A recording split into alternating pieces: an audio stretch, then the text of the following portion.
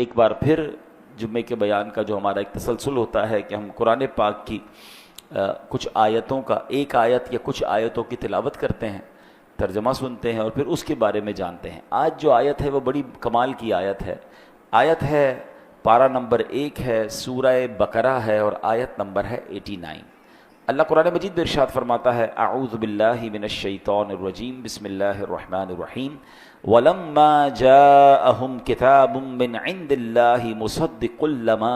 مُصَدِّقٌ لِمَا مَعَهُمْ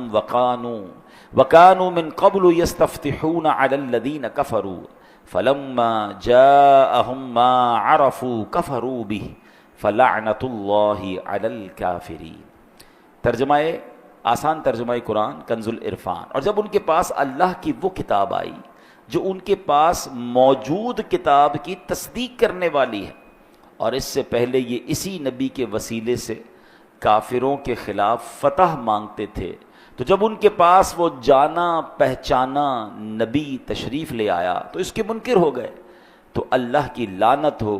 انکار کرنے والوں پر۔ بہت کمال کی آیت ہے، اس میں بہت کچھ انشاءاللہ ہم سیکھیں گے۔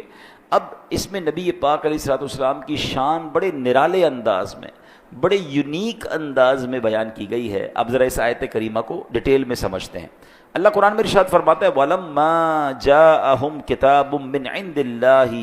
مُصَدِّقٌ لِمَا مَعَهُمْ، فرمایا اور جب ان کے پاس اللہ کی وہ کتاب آئی جو ان کے پاس موجود کتاب کی تصدیق کرنے والی ہے، یعنی قرآن کریم ایک ایسی شاندار با کمال کتاب ہے، اتنی بلند رتبہ کتاب ہے کہ اس نے آ کر تورات اور انجیل کی تصدیق کر دی۔